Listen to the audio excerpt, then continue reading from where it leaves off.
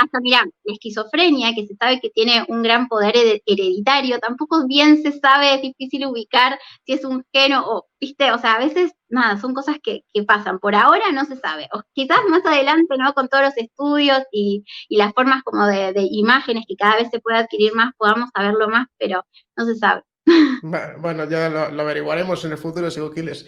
Bueno, pues síguenos contando el sociópata y el narcisista. Muchas gracias, Magali, perdón por haberte cortado. No, está bien.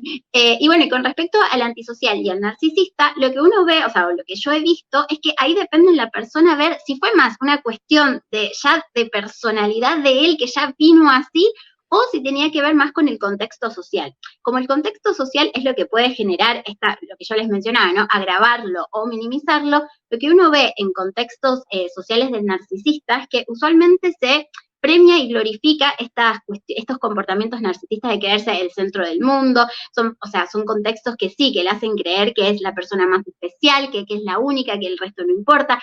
Hay mucha falta de comunicación, de registro de emociones propias y del otro, o sea, suelen tener baja inteligencia emocional, que tiene que ver, ¿no?, con esto del registro de las propias emociones y las de los demás.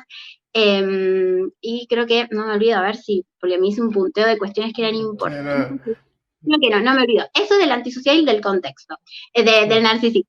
Y del antisocial, lo que yo he visto cuando es más la influencia del ambiente, o sea, cuando quizás no tenía tanto que ver con la persona, pero fue más influenciado por el ambiente, bueno, lo principal son ambientes de la familia que cometa delitos o familia que se transmite no respeto por las leyes, por la figura de autoridad. También el ambiente cuando son la necesidad de grupos de pertenencia, de esta cuestión de identidad, y el grupo es una banda que comete delitos, una banda juvenil. Después también el consumo de drogas, que terminan haciendo lo que sea para sostener el consumo. Esos ambientes suelen como generar estas conductas antisociales. bien, o sea que tú dirías que bueno, que sí que influye la parte biológica, pero sobre todo el entorno y la educación es lo que puede ya determinar que una persona se desconecte emocionalmente de sí mismo o de la empatía.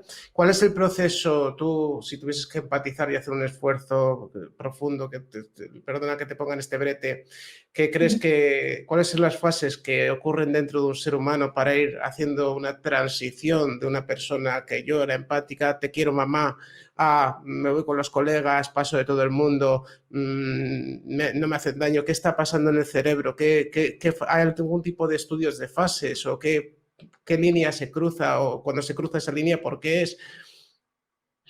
Usualmente cuando se hace ese cambio tiene que ver con la adolescencia y con la búsqueda de identidad, con esta necesidad que todos tenemos de salir de la familia, y a algunos, o sea, les cuesta, bueno, a todos nos cuesta, pero algunos en esta cuestión de alejarse de la familia y de buscar su propia identidad, lo terminan haciendo en lo que encuentran, en chicos que son de consumir o de quebrantar normas. Tiene que ver, o sea, con este pasaje de la propia identidad y de encontrar lo propio. No sé si respondía bien a tu pregunta, porque Sí, era... sí, sí, al final que digamos que si son un poco personas con bajo neuroticismo, por así decirlo, con un perfil más bajo de neuroticismo, y que de repente entran en relaciones con personas también más sin emociones o bajo perfil de emocionalidad o de afabilidad, que al final este tipo de seres pues van entrando poco a poco en una desconexión de lo que es la empatía por el prójimo y el amor por la humanidad, ¿no?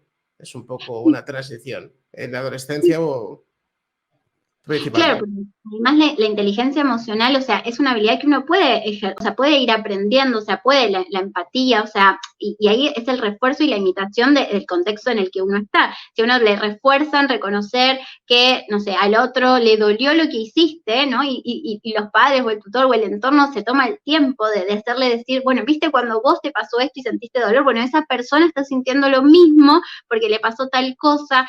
Sí, o sea, tiene que ver con la imitación, con el aprendizaje, con lo que se refuerce en los entornos que después esa persona eh, va a ir transitando. Vale, perfectamente. Muchísimas gracias. ¿Qué emociones, si pudiésemos hacer una especie de esquema para que sea más fácil, qué emociones siente y no siente un psicópata, qué emociones siente y no siente un sociópata, qué emociones siente y no siente un narcisista, cuál es la intensidad de estas? en función del trastorno por qué siente unas u otras. ¿Podrías decirnos un poco esto?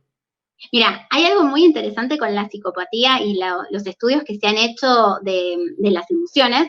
Hay un estudio que se hizo con psicópatas y con personas no psicópatas que tenían que ver con, se les decía que después de una cuenta regresiva, o sea, 10, 9, 8, cuando se llegara a cero, iban a recibir un estímulo doloroso que era un pinchazo.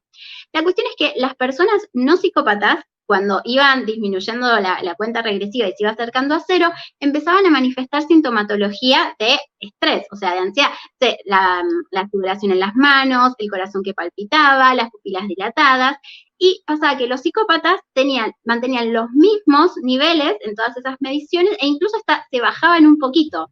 Esto que implicaba que el psicópata no sentía la ansiedad asociada al estímulo de la amenaza y no sentía el miedo asociado a la situación de estrés.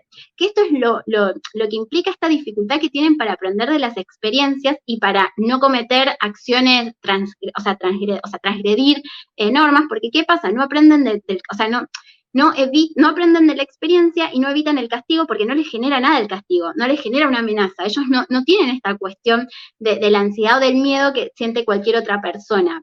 También hay otro estudio súper interesante, es una hilera de letras donde en algún momento de esa hilera de letras así que no dicen nada, hay una palabra. Hay palabras que tienen sentido emocional como brisa, muerte, y otras palabras que no como mesa. Y lo que se veía es que las personas no psicópatas reconocían las palabras con connotación emocional más rápido. Y los psicópatas tardaban lo mismo, o sea, reconocían mesa, brisa, muerte en el mismo tiempo. Y esto significaba que cognitivamente, ¿no? Como esto que veníamos hablando, ellos entienden, ellos encontraban la palabra, pero fallaban en sentirse afectados por la connotación emocional. Entonces tardaban menos, porque no era algo como que les hacía sentir y ahí la encontraban, que sí es lo que pasaba con los no psicópatas. Entonces ya de por sí el psicópata está mostrado en muchos estudios que siente menos. Entonces, en vista como para hacer esta cuestión que vos me decías, como de ir viendo de emociones, ya vimos que empatía no es lo que marca, ¿no?, su insensibilidad característica, y esto es importante porque ellos van a saber cognitivamente lo que te pueden generar, porque esa es la forma también que tienen, y esa es su facilidad que tienen para manipular, porque saben cómo vas a reaccionar si hacen determinada cuestión, pero no van a entender, o sea, pero no lo van a sentir. Es esto que dice, no sé si conoces al autor Vicente Garrido, que es doctor en psicología, perfilación criminal, es español, es un genio. Sí, sí, sí, he leído algo de él. Ahora hace muchos años, pero sí he leído algo, sí.